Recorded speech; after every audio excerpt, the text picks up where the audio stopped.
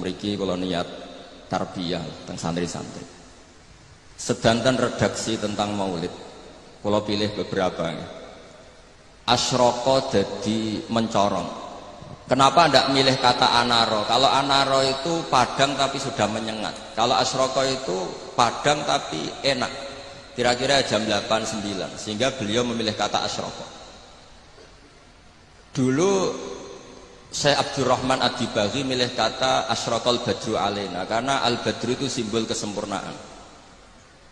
Itu juga baik. Tapi Sayyid Ali milih al-kaunu karena yang harus senang dengan kelahiran Rasulullah SAW itu semuanya, bukan sekedar rembulan. Itu pilihan-pilihan kata berdasar isyak, berdasar dzauq. Yang al-badru karena mewakili kesempurnaan, simbolnya adalah Lailatul Badri. Al-kaunu mewakili hakikat bahwa hadal kaunu kulluh yafrah bi Rasulullah sallallahu alaihi wasallam. Kalau kemarin disuruh sama Gus Yasin Putra Bambun untuk ngisi maulid di dalam beliau.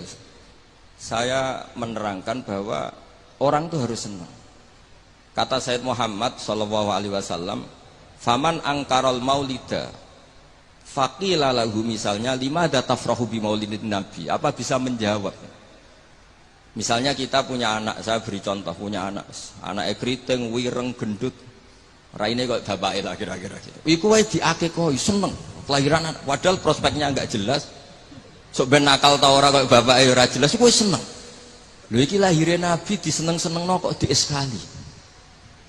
Artinya maulidu hadzal nabi ini jelas al-maktubah membawa sa'adatut daren, pasti membawa sa'adatut daren.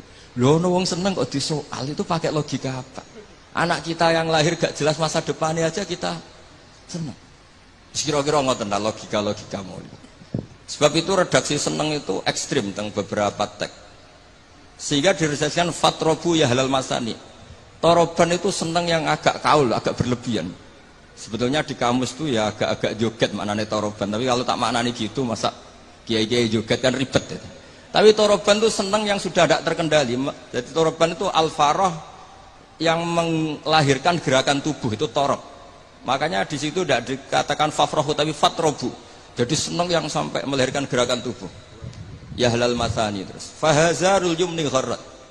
Mongko tai peparing sing serba barokah. Yumnun ini maknanya kanan. Orang Arab dalam balaghatul Arab, kanan itu simbol kebenaran, simbol keberkahan. Sehingga ketika kebenaran disebut ashabul yamin, ketika salah disebut ashabus shimal. Jadi itu ibarat yang luar biasa. Fahazarul yumni, apa yang dilakukan Nabi itu semuanya berkah. Termasuk ketika Nabi milih amal yang mafdul, yang tidak afdol. Misalnya semua orang itu tawaf itu musyatan, semuanya berjalan. Teorinya al-ajru bi qadri ta'ab. Tapi Nabi itu enggak. Nabi justru tawaf rakiban. Nabi tawaf itu secara berkendara. Dan itu menjadi berkah bagi kita.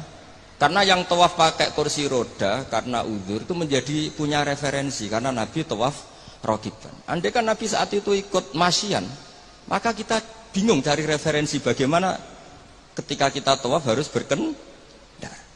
Sehingga Nabi pilihannya mafdul saja menjadi fadil, fadil menjadi afdol, semuanya berkah. Bahkan saya pernah bikin statement, andai kan Nabi Isa sholat khusyuk dengan Rasulullah SAW makan biasa, itu kualitasnya itu bagus Nabi makan. Kenapa? Nabi Muhammad jadi Nabi itu setelah Nabi Isa karena baiknya, saking baiknya dituhankan. Jika Nabi untuk melawan nafyur rububiyah an Muhammadin sallallahu alaihi wasallam dan memaklumatkan bahwa innama huwa abduhu wa rasuluh, itu kalau makan diperlihatkan. Nabi itu kalau dahar kadang di depan rumah dan tidak pati-pati priayi gitu. Ya'kulu kama ya'kulul abdu. Dan itu sengaja.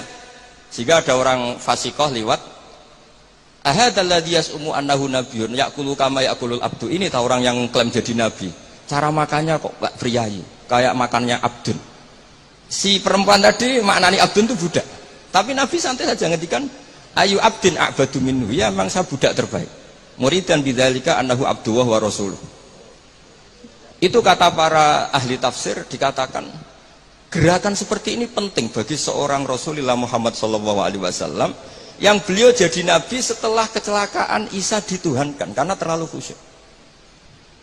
Nah, kula bagian riwayat sing bagian gak khusyuk ini karena ini. Jadi sing khusyuk nggih monggo, yang gak khusyuk kados kula nggih monggo, itu ada referensinya lah. Sehingga Allah kadang muji nabi itu sederhana. Nabi itu siapa? Orang yang makan. Ini bagi pengkaji tauhid dan tahu sejarah, makan itu penting sekali. Karena hanya dengan cara itu orang nggak akan diduga sebagai Tuhan. Nah, di sini ketika Allah muji Nabi Isa, mal masih ibnu Maryam illa rasul qad khalas min qabli rusul wa ummuhu siddiqah kana yakulani ta'am.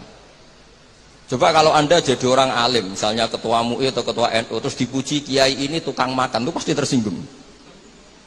Mbok yo dipuji tukang qiyamul lail tadalail kan keren, ini dipuji hanya sekedar makan. Seorang rasul dan beberapa rasul bahkan kadang Quran mujinya hanya gitu, wa ma arsalna qablaka minal mursalin illa innahum la yaquluna ta'ama wa yamshuna fil aswaq. Tapi makan di sini beda dengan makan kita. Kalau makan kita kan kepengen wareg, kepengen gendut, kepengen kuat, mbok kuat apa ora ros pokoke. Makanya Nabi itu beda dengan kualitas A, yaitu nafyur rububiyah. Dal al-i'lam bi annahu abdullah wa rasul. Jadi Nabi gerakannya itu sholatnya ya ibadah, makannya ibadah, goyonya ya ibadah, gojlokannya juga ibadah, diamnya juga ibadah.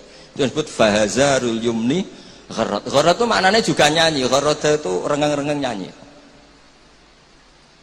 Jadi kalau suwun nas, pokoknya seneng tenanan, seneng banget. Walana busyron apa bisadin mustamirin laisa yanfat haitsu utina atau an jama'al fakhral mu'abbad. Jadi walana lan iku berhak kedhe kita al busyra te seneng bisadin kelan kebahagiaan sifate sadin mustamirin kang abadi. Laisa kang ora ana apa sadu iku yanfatu ilang apa sadu haitsu utina atau an jama'al fakhral mu'abbad.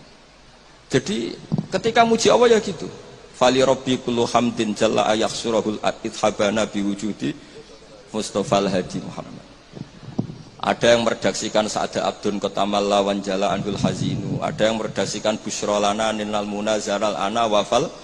Jadi kalau mau lihat kok susah itu gak boleh. Apalagi tarian terus wong susah itu gak boleh.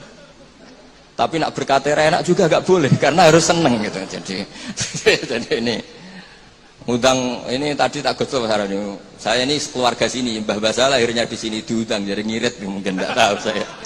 Tapi bagus, saya juga gak harap-harap ini kan, malah saya dosa ini kalau. Tapi saya ini cerita, yang penting itu seneng. Seneng ini penting. Saya sering didhawuhi bapak saya ini teman akrabnya ya keluarga sini ya teman akrabnya bapaknya Mas Arwani. Bapak kula nu nek ana wong ngaji nangis itu ngritik. Kata beliau itu, suwang ning omah utange akeh mipir BKB digadekno pas ngaji ditangis pisan jare gitu. Ngaji kudu seneng kata beliau. Teori beliau itu sederhana. Orang sampai maksiat itu karena cari kesenangan. Sehingga kalau taat itu tidak pengganti kesenangan maksiat, maka taatnya akan tertandingi dan terkalahkan. Itu teori maksudnya sampai anu te monggo ora ya kok bangeten maksudnya. Sehingga orang ibadah itu harus senang. Itu coba nazuman yang sering dinasihatkan Habib Syekh itu.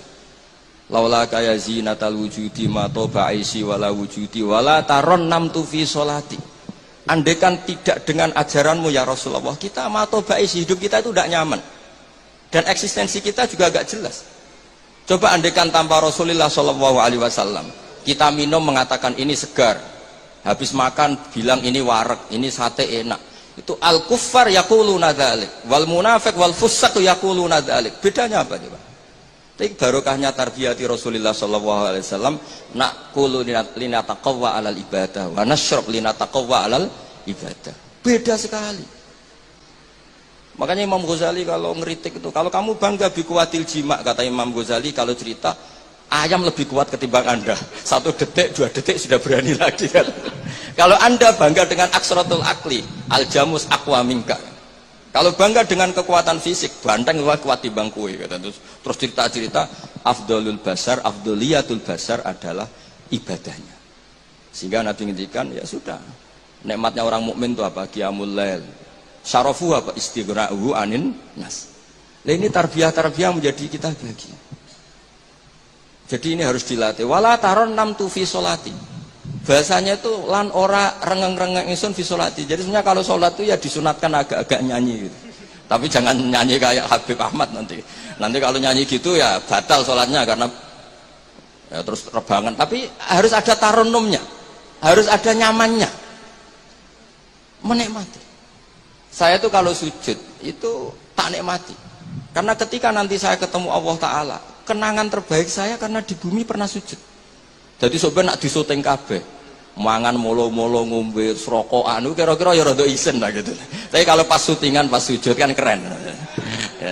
Apa mana misalnya DPR syutingan terus turu diding-diding kan gak keren itu. Jadi artinya ini katanya Habib saya wala taron nam tu fi sholati wala ruku'i wala sujudi. Jadi intinya harus senang. Makanya kalau seneng yo latihan Mas Arwani. Aslinya ketok ya seneng Mas Arwani, gajine luwih akeh, tapi kula tetep luwih seneng. Jadi kalau suwun sing kiai-kiai desa kabeh kudu seneng. Suwe-suwe seneng. Sehingga gak jadi presiden buruk orang soleh iku ndadekno trauma susah. Haram kok susah. Nah di sini kualitas qauluhu ta'ala ala inna auliya Allahi la khaufun alaihim wa lahum yahzan. Karena seneng ini penting. Untuk jadi wali itu harus seneng. Jadi ini jelas ya, niki pun kata-kata mari bingung kula piyambak nggih ora pati wani matur teng ngarepe Habib Ahmad niki. Lah dikongkon dadi ya nurut mawon ngoten mawon. Assalamualaikum warahmatullahi wabarakatuh.